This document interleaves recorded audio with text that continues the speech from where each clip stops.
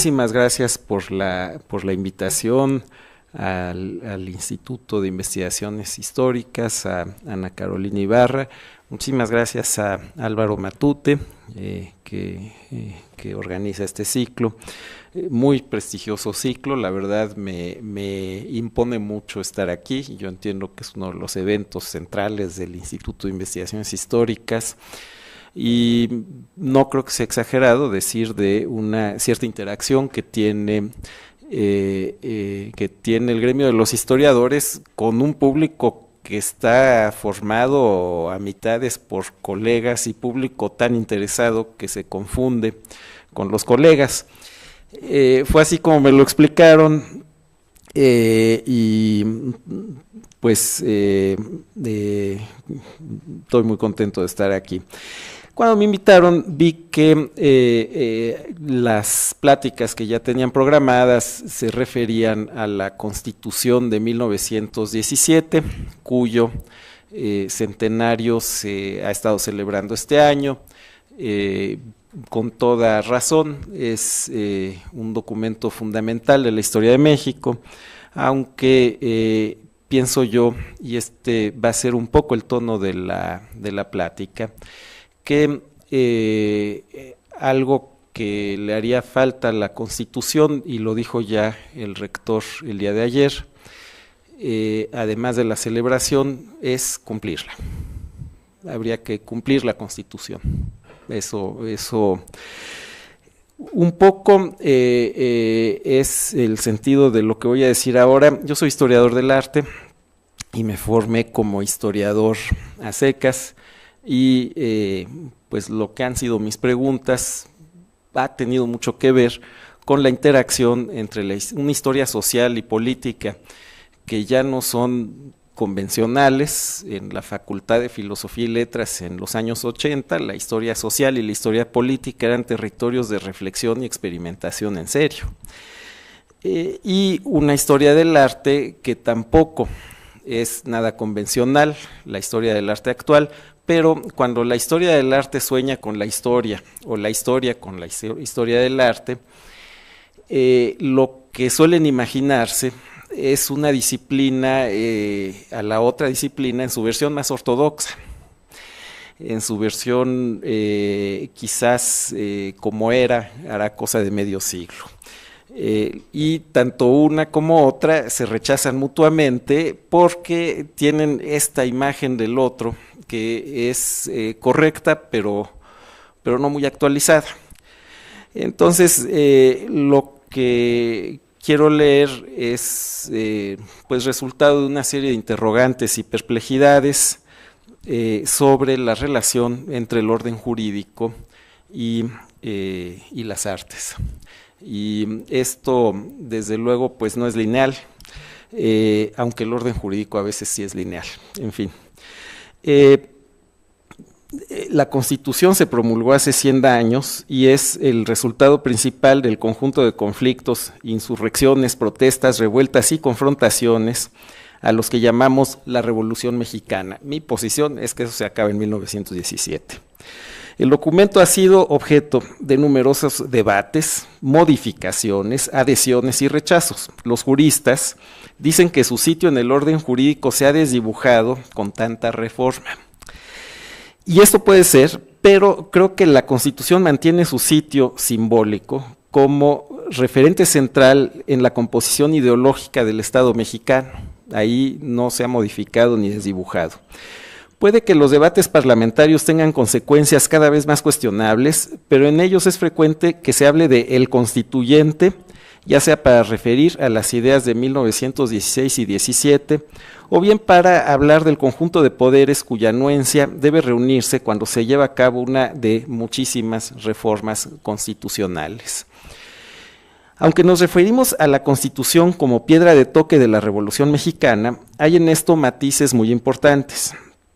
En la primera mitad del siglo XX, como resultado de los procesos de modernización primero del gobierno porfiriano y luego del Estado posrevolucionario, las profesiones liberales cobraron un enorme prestigio social. La modernización requería de ingenieros, médicos, maestros, arquitectos y abogados. Y estos últimos, los abogados, eran indispensables en dos ámbitos.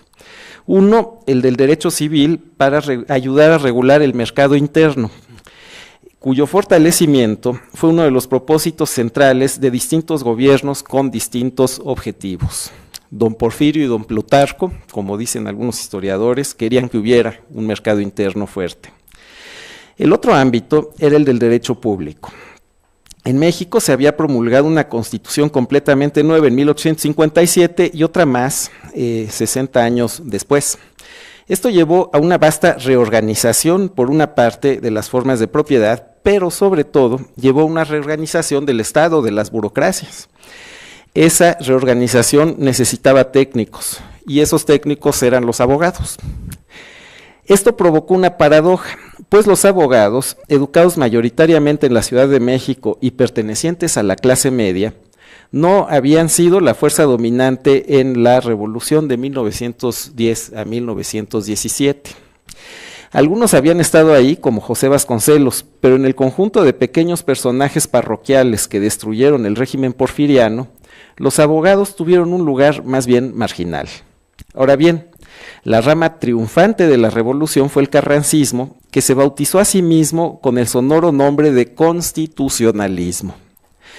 Aunque no fue sino hasta diciembre de 1914, con las adiciones al Plan de Guadalupe, que se expresó la finalidad de restablecer el orden constitucional y, como sabemos, en septiembre de 1916 se convocó a un nuevo Congreso Constituyente.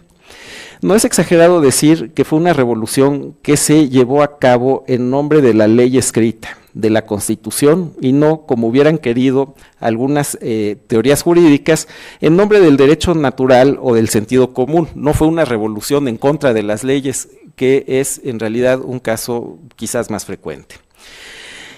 Es Hans Kelsen, un autor al que me voy a referir un poco y que es el autor central en lo que se conoce como positivismo jurídico, quien asegura que las afirmaciones que se hacen en nombre de la justicia frente a la ley o en relación con ella son puramente subjetivas, cuando se habla en nombre de la justicia y no de la ley.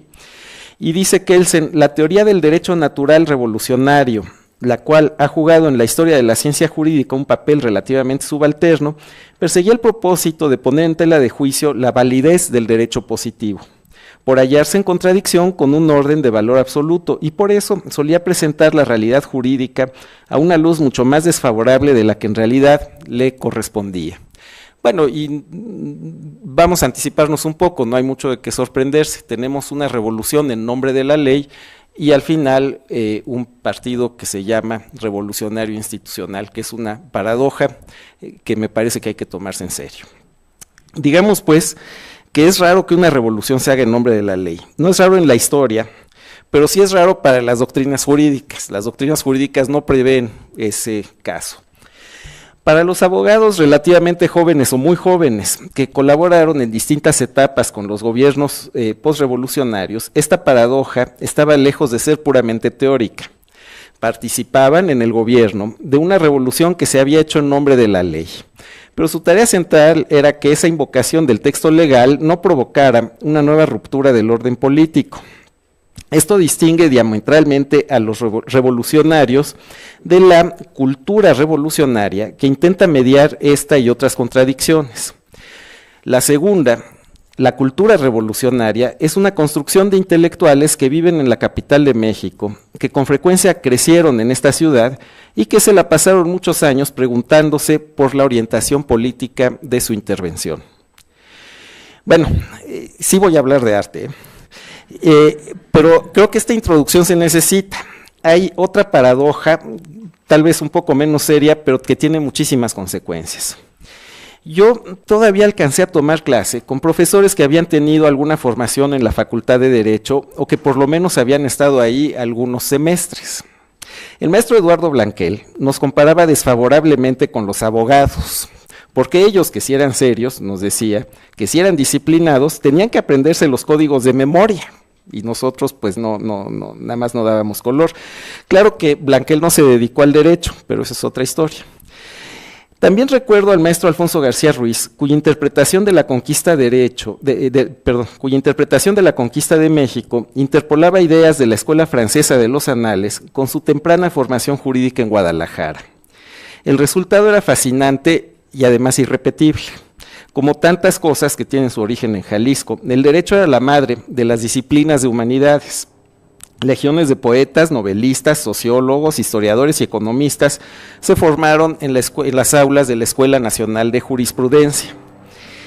Es probable que haya sido la vasta insurrección cultural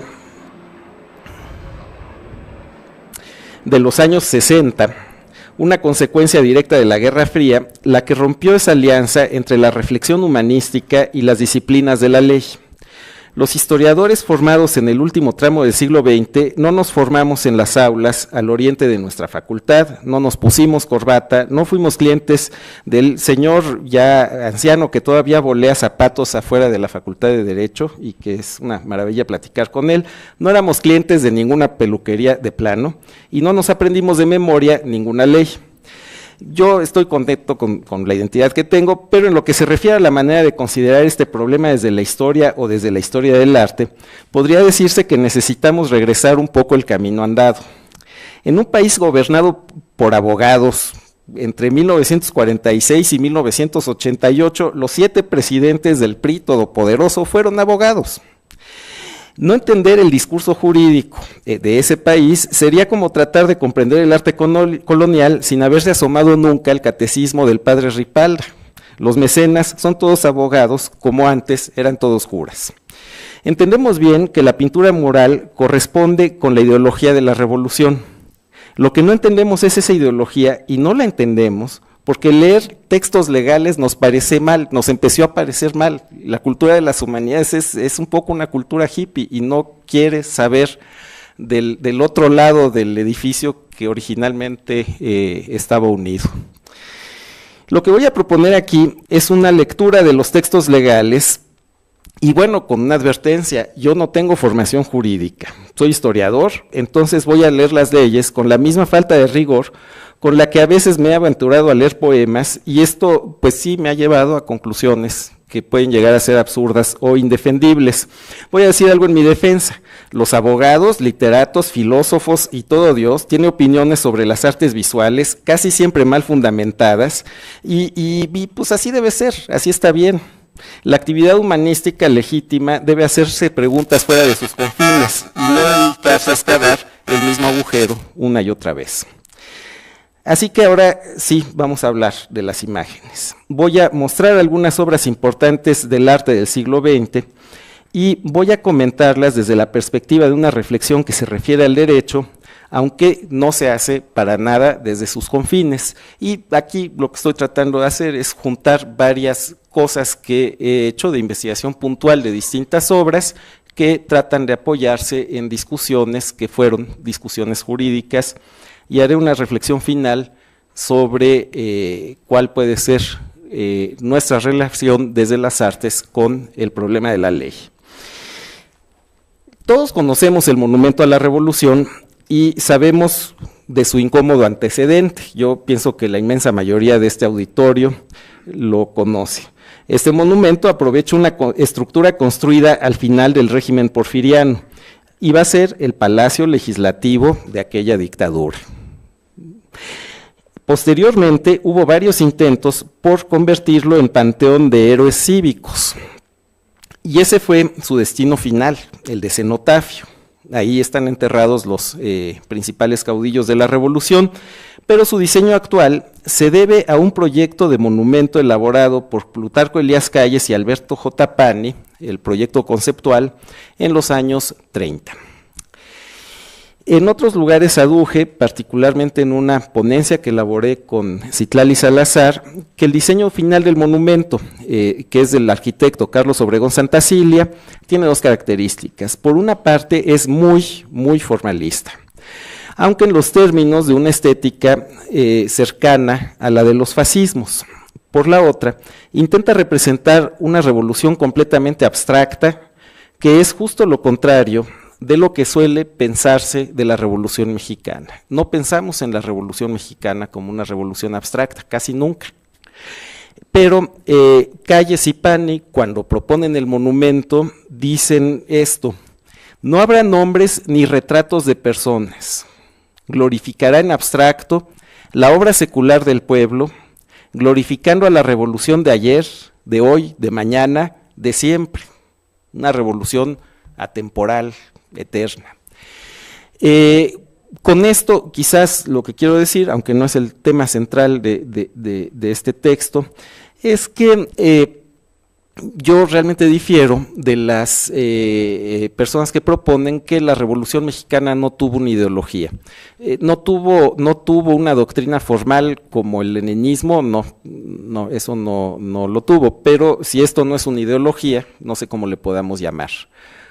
No habrá nombres ni retratos de personas, glorificará en abstracto la obra secular del pueblo, glorificando a la revolución de ayer, de hoy, de mañana y de siempre. Este texto de Calles y Pani parece suponer que la revolución es una especie de entidad metafísica. Bueno, pero ellos no eran los únicos que pensaban así. El monumento mismo es una obra geométrica y en ese sentido bastante abstracta. Inicialmente no cumplía las funciones de cenotafio que luego se le asignaron. Fue durante el cardenismo que empezaron a poner aquí pues a los caudillos de la revolución, a veces a través de debates bastante acalorados. Traer a Villa fue parece que una sesión bastante tormentosa en la Cámara de Diputados, y los familiares de Zapata de plano nunca han querido autorizar algo así. Era solamente un edificio vacío, hecho de macizos geométricos y con acabados bastante ríspidos. Fueron muchas las voces que se unieron para impedir que este lenguaje de formas elementales se viera contaminado con demasiadas figuras, aunque algunas esculturas sí las tiene, las pueden ver en las esquinas. Hay unos grupos escultóricos que son realmente menores, no por su calidad, sino por su tamaño. Los pilares, la cúpula, las ventilas, las escaleras y todo el juego y rejuego de los materiales se concebía como la metáfora de un juego lógico, el juego de las leyes. Calles y Pani, al justificar el proyecto, deseaban que simbolizara la redención del campesino y el obrero. Y los conjuntos escultóricos en las esquinas de la cúpula son alegorías de la legislación agraria y obrera de la posrevolución, de los artículos 27 y 123 y de sus leyes reglamentarias. Fuentes de la época, y en particular un documento muy curioso emitido en 1936 por la Dirección de Bienes Nacionales, señalan, reiteran y se adhieren a este formalismo. Lo voy a citar. Se tratan los problemas humanos exclusivamente por la razón, dijo este perito, quien además elogió que en los grupos escultóricos se expresara la fuerza gremial colectiva, representando con sencillez y simplicidad patente los diversos conglomerados sociales unidos por el interés común al amparo de las leyes que nos rigen.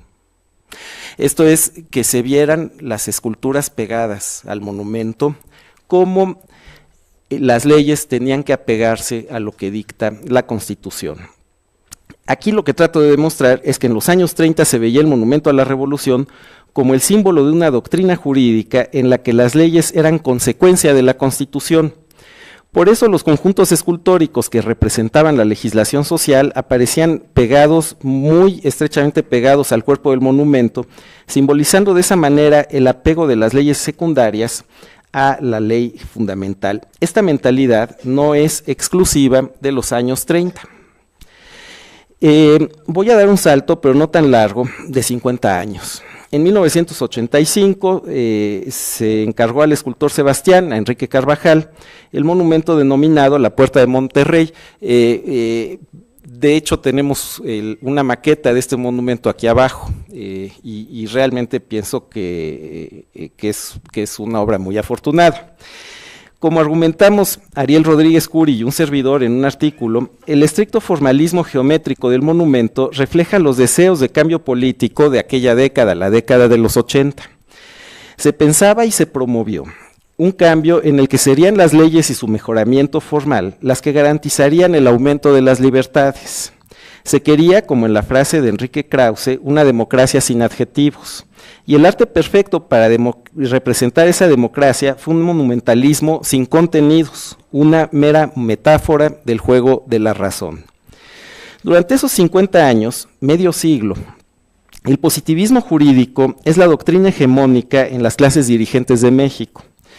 Creo que nos hace falta un poco de historia de la adopción de esta doctrina, aunque ya hay avances en los trabajos de Charles Hale, y en lo que sigue me guío por lo que indica Eduardo García Maínez en Positivismo Jurídico, Realismo Sociológico y Justnaturalismo, Justnaturalismo por el derecho natural, que es un texto que fue como mi padre Ripalda. Este prestigioso jurista y filósofo postula ahí una oposición fundamental entre dos formas de pensamiento jurídico, el positivismo y las doctrinas del derecho natural. La diferencia fundamental entre ellas está en las fuentes que reconocen. Las doctrinas del derecho natural suponen que las leyes fundamentales o más importantes están en la naturaleza. Para los católicos, estas leyes naturales las impuso Dios y las constituciones no pueden modificarlas. Para entendernos, es la clase de pensamiento que lleva a los abogados que se formaron en este pensamiento a postular que es válido que un médico se niegue a practicar un aborto, incluso si está obligado por la ley, pues las normas que se lo impiden son anteriores y, desde esta perspectiva, tendrían más legitimidad o serían mejores que las leyes humanas o civiles. En cambio, el positivismo jurídico no reconoce fuentes del derecho anteriores a la ley fundamental de una nación. En lo que llama su método científico, el derecho positivo postula que la Constitución es el origen de todas las leyes, excluyendo la precedencia de posibles pactos, dictados o leyes naturales. El éxito de esta última doctrina en los círculos oficiales del México posrevolucionario es muy explicable. Los cristeros y las organizaciones políticas ligadas a la acción católica se movilizaron detrás de la bandera de la encíclica Rerum Novarum de León XIII, que reivindicaba la precedencia del derecho natural sobre las constituciones, particularmente en lo que tocaba a la constitución de la familia y la propiedad privada. Ustedes recordarán a un secretario de Gobernación que no quería dejar que su hija leyera una novela de Carlos Fuentes y que reclamaba su derecho como paterfamilias y se sorprendía bastante de que alguien le reclamara la prohibición. Por su parte, la Revolución Mexicana no fue radical en sus programas de reforma agraria o en su defensa de los obreros, como lo fue la Revolución Rusa, no fue radical en los hechos al menos, pero sí fue radical en términos culturales y mucho. Durante el sexenio de Plutarco Elías Calles, el Estado prácticamente planteó la erradicación o reducción drástica de la Iglesia Católica. La consiguiente rebelión armada hizo de las doctrinas constitucionalistas un verdadero dogma. Cuando hablamos del positivismo jurídico y de las teorías del derecho natural, estamos hablando de los escombros que dejó una guerra.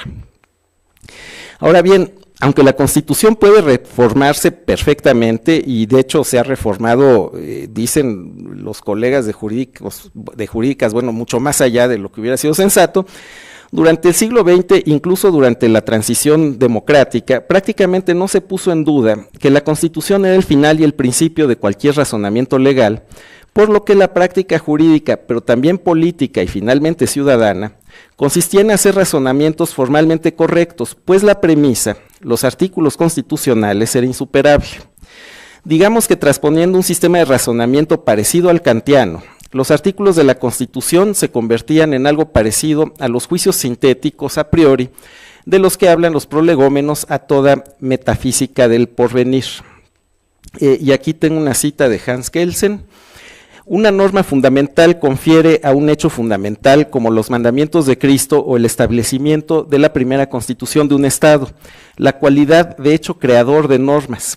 Solamente tiene un puro carácter formal, dado que no representa en sí misma ningún valor moral o jurídico, pero permite la creación de tales valores por medio de normas positivas.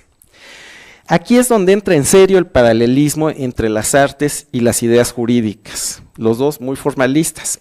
Desde el surgimiento de la historia del arte, pero sobre todo a partir del siglo XX, algunas teorías de las artes tomaron esas mismas bases kantianas para construir un sistema completamente formalista, pero visual. Me explico. Kant había negado la posibilidad de conocer las cosas en sí, la esencia de las cosas no se podía conocer. El entendimiento humano, de acuerdo con este filósofo, solo podía hacerse cargo de una manera en que de la manera en que se le presentaban los fenómenos del mundo, apoyados en las categorías innatas de espacio y tiempo, y por eso la tarea de los saberes acerca de las artes estaba en dar cuenta de las formas de las obras de arte, de las formas perceptibles, en tanto que fenómenos, y hacerse cargo de que éstas expresaban una finalidad sin fin. Esta última expresión también viene de Kant, aunque de la crítica del juicio, y se refiere a la razón que al ver los juegos formales del arte puede imaginar por analogía que existen los fines, que existe la ética. Sería largo enumerar la gran cantidad de doctrinas que bajo la común denominación del formalismo tomaron estos postulados como punto de partida de sus teorías, de sus afirmaciones acerca de la pintura, la escultura, la gráfica, la arquitectura y desde hace medio siglo la instalación, el performance y otras formas de arte conceptual. En cierta medida, podemos decir que una buena parte de la crítica de arte del siglo XX fue kantiana y también la práctica artística. Cito a un pintor y filósofo, Luis Argudín, para fundamentar lo anterior. Me importa demostrar que esto no es solo de los críticos de arte, también los pintores. Y dice Luis Argudín, puesto que nada puede ser universalmente comunicado más que el conocimiento y la representación en cuanto pertenece al conocimiento, el juicio estético, aunque determinado en su forma subjetiva, puede contener las condiciones subjetivas generales para el conocimiento. Esto se debe a que el juicio de gusto involucra las facultades mediante las cuales conocemos al mundo, la imaginación y el entendimiento, mientras que el sentimiento de lo agradable depende solo de nuestra sensibilidad o la gratificación pasiva de los sentidos. Esto sería el fundamento de un cierto formalismo, no solo en las cosas jurídicas o estéticas, sino en la cultura mexicana del siglo XX. Pero con una aclaración, el formalismo radical, el que postuló la necesidad de un arte abstracto, solo tuvo vigencia en México a partir de los años 50. Sin embargo, me parece que está claro que un cierto formalismo muy impuro y más bien impregnado de teorías jurídicas existe desde el principio, desde mucho tiempo antes.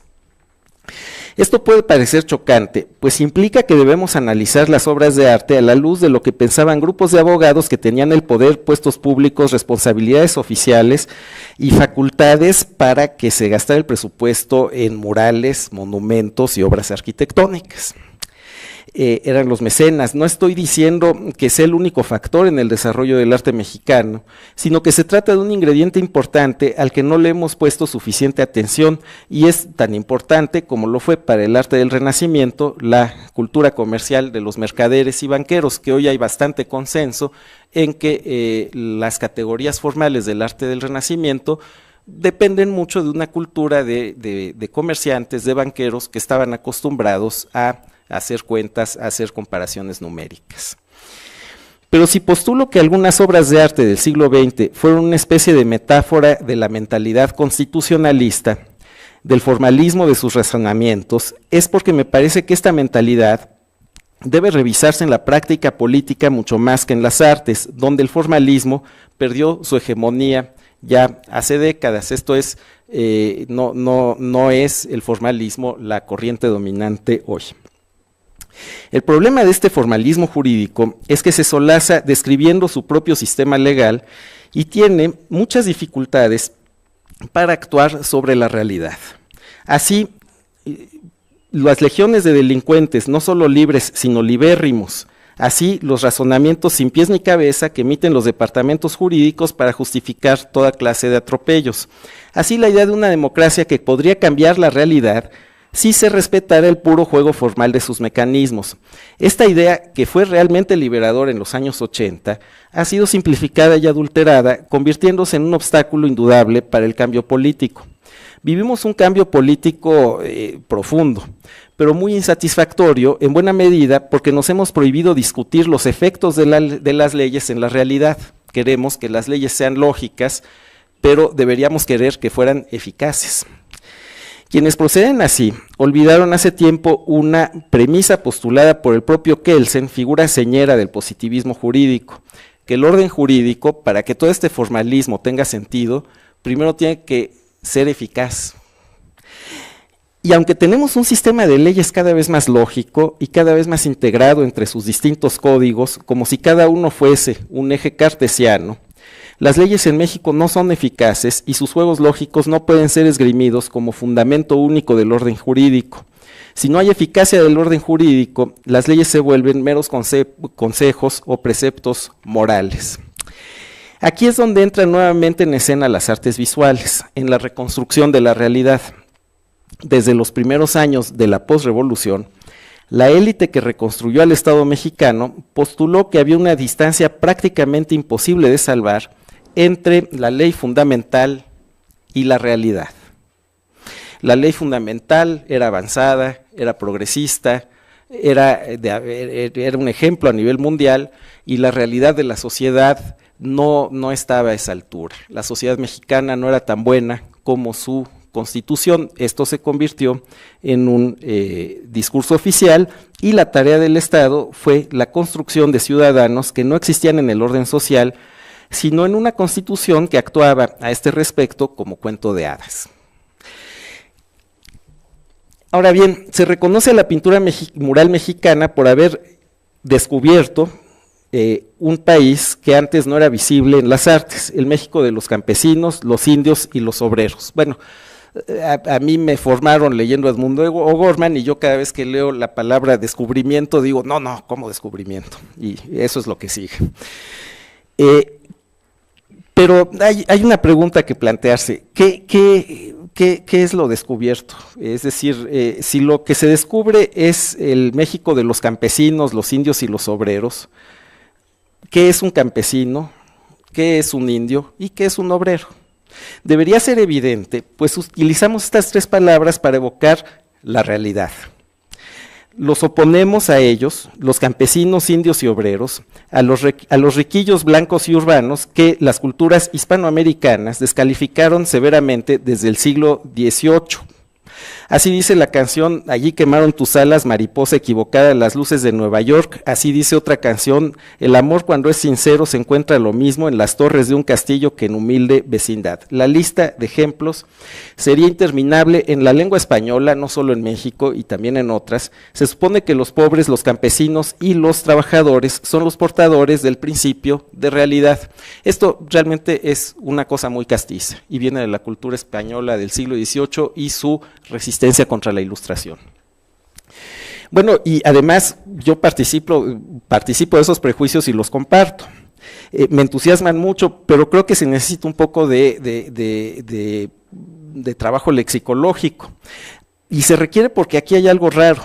En este tablero, el trapiche de Diego Rivera, que se encuentra en la Secretaría de Educación Pública, los personajes son obreros, puesto que un trapiche es un molino de caña para producir azúcar, y ellos están trabajando ahí, son obreros. Además son campesinos, porque los personajes del fondo están descargando las resmas de caña para aventarlas al molino, y todavía traen puesto el sombrero. Todos son obreros y son campesinos. No solo es el sombrero, sin embargo, todos visten calzón de manta. Esto es la vestimenta que era habitual en el campo mexicano, sobre todo en las comunidades que hablaban una lengua originaria y se reconocían o eran calificadas desde sus alrededores como indias. Así que son campesinos, son indios y son obreros. Son las tres cosas, y es un problema que haya categorías que no sirvan para distinguir. Y realmente esto parece una falta de rigor. Después de todo, Diego Rivera se había afiliado al Partido Comunista Mexicano, que en esto seguía una estricta doctrina para distinguir a los campesinos de los obreros. De acuerdo con las doctrinas marxistas y leninistas, los obreros industriales, los obreros industriales eran la vanguardia de la revolución y los campesinos no, iban adelante los obreros. Pero esto era un problema, porque en México, pues sí, las cosas habían sido de otra manera, habían sido los campesinos los que se habían movilizado masivamente. Millones de hombres habían luchado, muerto o emigrado. El orden social era de 1930, era distinto al de 1900, pero si lo era, ¿cuál era la diferencia? Esto es quizás el tema central en la historiografía de la revolución, pero vamos a comenzar hablando de los obreros, porque es lo más sencillo. Los muralistas estuvieron ligados a pequeños sindicatos de pequeñas industrias artesanales, que eran las principales industrias del país. De Diego Rivera se recuerdan sus lazos con un sindicato de panaderos. Hay documentación, él iba a las asambleas de un sindicato de panaderos, en serio. No existía una industria vertical y moderna fuera de los ferrocarriles, la electricidad y el petróleo. Lo que se ve aquí son los talleres de la fábrica de armas de la Ciudadela, que era realmente la fábrica moderna, una de las pocas fábricas modernas que había en la Ciudad de México en esta época. Hay muchos fotorreportajes, en fin. Recordemos que Fidel Velázquez, líder eterno de la Confederación de Trabajadores de México, fundó su longevo imperio a partir de un sindicato de lecheros. Según Rendón y Salas, los trabajadores manufactureros habían disminuido en México entre 1900 y 1940, pasando de casi 1 millón a menos de 700,000, esto de acuerdo con estudios demográficos.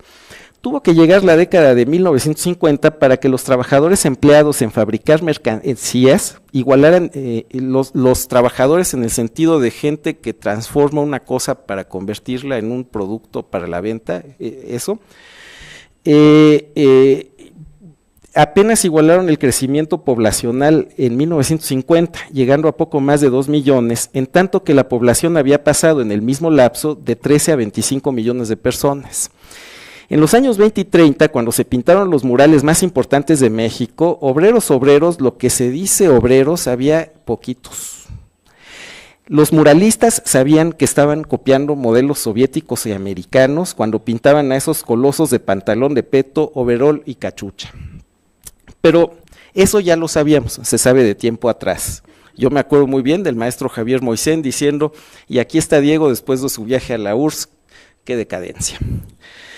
Algunos de esos personajes eran rubios porque de plano eran soviéticos. La cosa era con los campesinos. Eran ellos, los campesinos, a veces disfrazados de obreros, los que venían a representar la realidad. ¿Y quién iba a dudar de los campesinos? Y pienso yo, es un ejemplo de las relaciones posibles entre la historia del arte y la historia. Porque en algún momento yo me hice la pregunta, bueno, ¿y qué era un campesino? ¿Qué era un campesino? Esto se debe poder averiguar, pues finalmente los obreros, en fin, sí, México no se desarrolló, pero la población campesina era inmensa. ¿A quién le decían campesino y por qué? Es una tarea menor, no me atrevo a llamarla lexicología, que es una ciencia que tiene métodos bastante complejos, pero fue muy productivo hacerse esa pregunta. Muy influido por la manera en que se ha escrito la historia del siglo XX mexicano, que está completamente centrada en la Constitución, me puse a buscar a los campesinos en la Constitución y pensé, bueno, vamos a ver cómo dice la Constitución, que son los campesinos. Seguramente ahí encontraré la respuesta. Voy a hacer una lista de palabras. ¿Cuántas veces aparece la palabra campesino en la Constitución? Y aquí fue la sorpresa. Obtuve un resultado muy raro, pero dije, no, lo que pasa es que usé esta transcripción en internet, no me fijé de dónde la saqué, está mal el texto, no, está mal transcrito. Entonces encontré pues también en la red el facsímil del Diario Oficial del Gobierno Provisional de la República Mexicana, en su ejemplar del 5 de febrero de 1917, y dije, aquí va a decir quiénes eran los campesinos, pero obtuve el mismo resultado y una y otra vez. La Constitución utiliza la palabra campesino de una manera muy peculiar, la utiliza 0 veces. La Constitución no habla nunca de campesinos.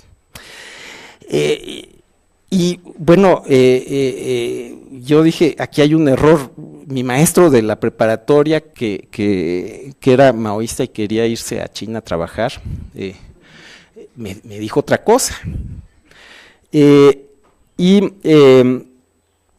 la ley del 6 de diciembre de 1915, y todas las demás leyes, pues vamos a abreviar. Antes de 1934, en una búsqueda en el Diario Oficial de la Federación, la palabra campesino sí aparece. Aparece una vez en 1925 y ya. Es una circular de la Secretaría de Guerra y Marina disponiendo que sean repartidos entre los agricultores y campesinos pobres los caballos de desecho del ejército. ¿Qué dice la Constitución entonces si no habla de los campesinos?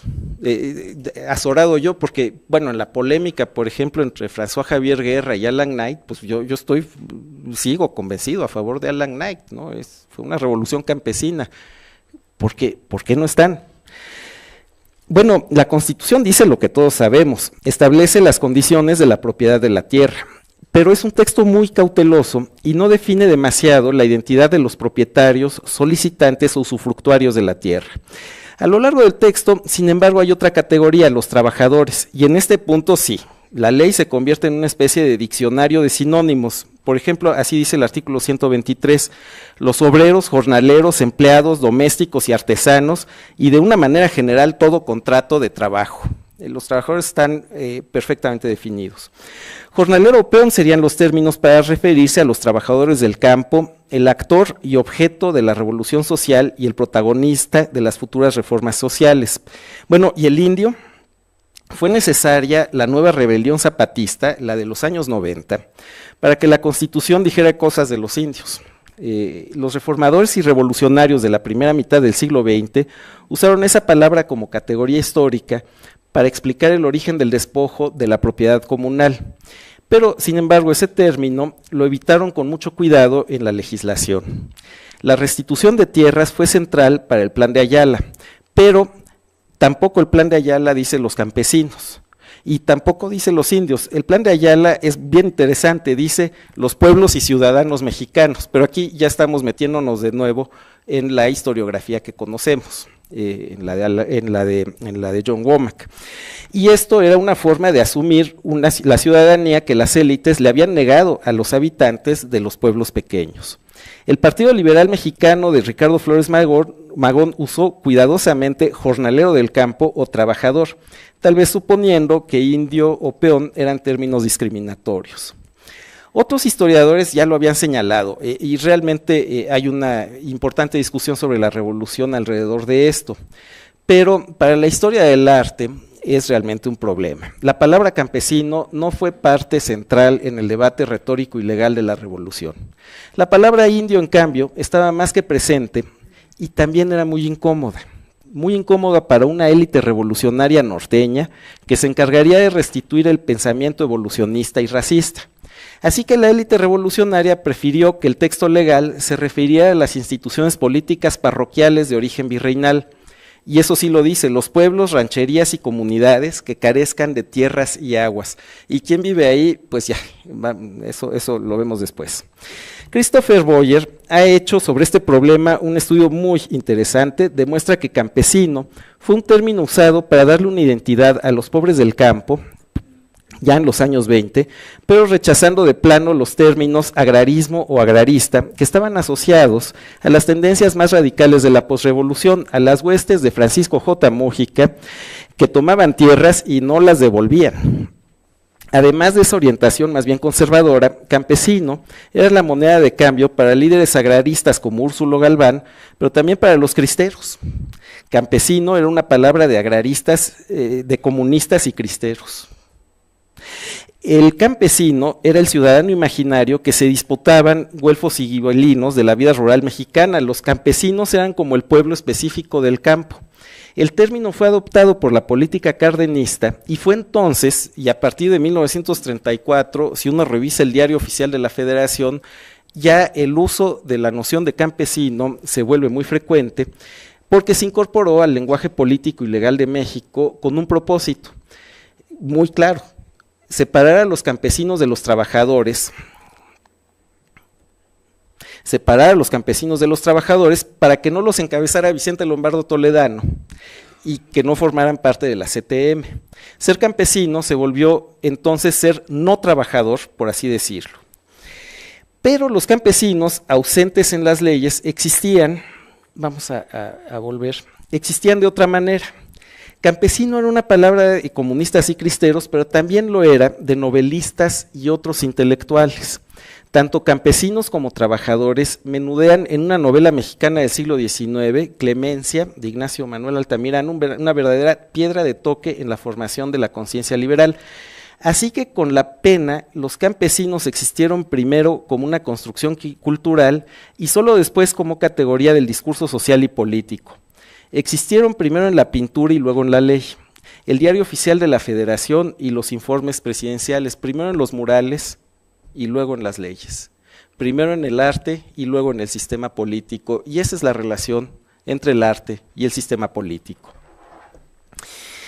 Bueno, para concluir, quisiera abundar en un par de ideas más. Este discurso legal es finalmente bastante árido. Un Estado que se define como revolucionario necesita una retórica, y la retórica requiere de imágenes que provoquen emociones, y sobre todo una emoción, que es el miedo. No hay retórica sin miedo. Y el problema de todo este asunto del positivismo jurídico y sus juegos formales con las leyes es que, además de ser bastante abstruso, pues es aburridísimo y no puede generar consenso. Entonces, en esta misma línea, y para no extenderme demasiado en el tiempo, bueno, serían otras 20 cuartillas, quisiera dejar anotadas aquí dos ideas. La imagen del sacrificio humano en el arte mexicano del siglo XX es bastante importante. Quisiera aquí nada más adelantar el análisis de estos murales de José Clemente Orozco en el Dartmouth College, están en New Hampshire. Hay una exposición ahorita en Bellas Artes que tiene una reproducción de video de alta definición de estos murales, que es realmente espectacular y muy bonita de ver. Orozco va a este colegio de la élite liberal de la costa este, que es pues una universidad muy rica, es la Universidad de los Rockefeller, donde se educa Nelson Rockefeller, y pinta una serie sobre la épica, así es el título, épica de la civilización americana. Pinta ahí un sacrificio indígena probablemente evocando esta obra anterior de un colega suyo y compañero, el desembarco de Juan de Grijalva en la Isla de Sacrificios. Este óleo es de 1915 y José Clemente Orozco lo conoció porque él mismo realizó otro cuadro para el mismo comitente, para el mismo mecenas, que fue el gobierno provisional de Venustiano Carranza. El cuadro de Romano Guillemín refleja claramente la idea que tenían los carrancistas sobre las masas campesinas a las que se enfrentaban con los ejércitos villistas y zapatistas. Pensaban que eran grupos que iban a restituir los sacrificios humanos, y si no lo pensaban, por lo menos eso dijeron en sus documentos. Y es, digamos, lo que evoca esta obra de Romano Guillemín, que Orozco sin duda recuerda en sus murales casi 20 años después, cuando está pintando en esta muy remoto, en esta muy remota población estadounidense. Esto llama la atención porque dentro del mismo ciclo de murales está representada la edad de oro de Quetzalcóatl y la partida de Quetzalcóatl. Desde luego, la figura evoca muchas cosas, evoca al artista inglés William Blake, pero también no hay duda de que hay una referencia a Moisés. Y con Moisés, cuando hablamos de Moisés, hablamos sin duda de la ley. Y realmente es el precedente de este cuadro el que me hace pensar que este señor se parece demasiado a Venustiano Carranza para que haya aquí una casualidad. A Venustiano Carranza y a sus ideas, porque el meollo del carrancismo, además de la promulgación de la Constitución, es la realización de reformas. En todas sus versiones, los documentos carrancistas hablan de hacer profundas reformas sociales, y pienso que este mural en sus dos fases, evocando la edad de oro de Quetzalcóatl y su huida, y que se apoya en una traducción de las partes correspondientes del Códice Florentino, una traducción canadiense de los años 30, pero de los años 20, perdón. Sí evoca todas las leyendas a las que se refiere Jacques Laffay, y por ahí en la biblioteca del Dartmouth College me encontré un librito, pues no es un libro de divulgación, un librito popular, digamos, con toda clase de leyendas americanas, y que habla de Quetzalcóatl y Santo Tomás y toda esta mitología, pero pienso yo que esto es realmente un juego, y que estos murales, sin que los estudiantes estadounidenses tuvieran manera realmente de darse cuenta, son una evocación del muy trágico destino de Venustiano Carranza. Y de esa manera, a lo mejor no tengo razón, pero me explico la centralidad que tiene la figura del sacrificio humano. Que Orozco no solo representa aquí, digamos, equiparándolo con el sacrificio humano moderno, con la guerra, sino, perdón, en otras obras. Lo que hace la imagen del sacrificio humano es tener un efecto de traer de vuelta a la realidad, en medio de una legalidad muy dudosa. Y si algo evoca la historia de Quetzalcóatl, tal como aparece en el Códice Florentino y como se interpretó en la época moderna, es una especie de versión mexicana del éxodo, de la relación entre el pueblo y la ley. Esto está en la pintura mural como reflexión formal en varios lugares. Diego Rivera tiene una serie de 7 óleos con la historia de las religiones, y en cada uno de los 7 hay un sacrificio humano. Quisiera concluir con esta obra de Teresa Margolles, que se presentó como parte del pabellón mexicano en la Bienal de Venecia del año 2009. Se llama ¿De qué otra cosa podríamos hablar? Bueno, yo tendría una crítica a ese título, pero no es lo que viene al caso. Es una obra de arte conceptual, no es una representación. Tere Margolles, que anteriormente formó parte del grupo CEMEFO, por las iniciales del Servicio Médico Forense, moja una serie de sábanas en la sangre de las víctimas de episodios muy violentos en el norte de la República, en estos años, en los que nos tocan a nosotros. Y esas sábanas se las llevan a la Bienal de Venecia, al palacio que ha alquilado el gobierno de México para participar en este evento. Se las llevan ya secas, las meten en cubetas allá, y con el agua sanguinolenta que se genera, trapean el palacio del pabellón mexicano, y finalmente las sábanas mismas se cuelgan como si fueran gigantescas obras abstractas. Bueno, esta obra en su momento genera un cierto escándalo. Algunos columnistas mexicanos objetan que se hable mal del país en el extranjero.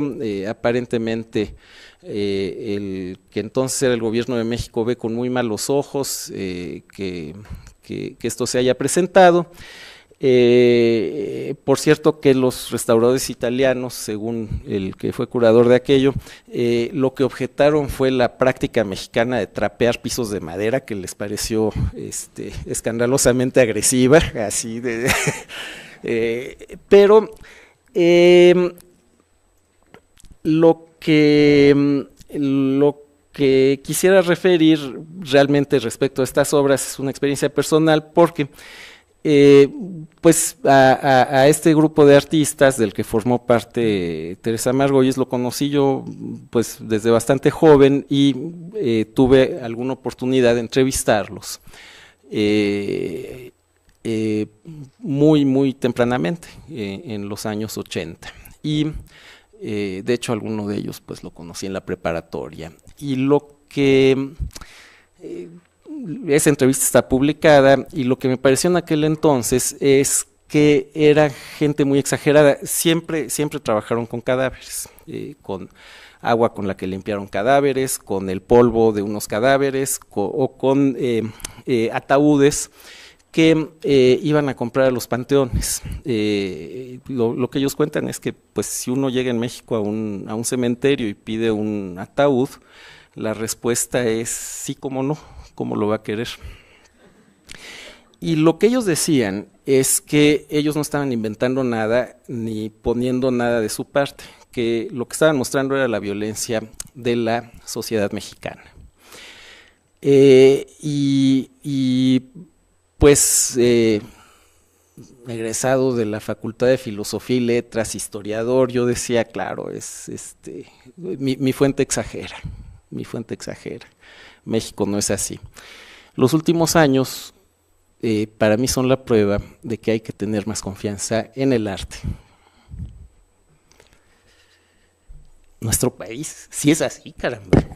Gracias.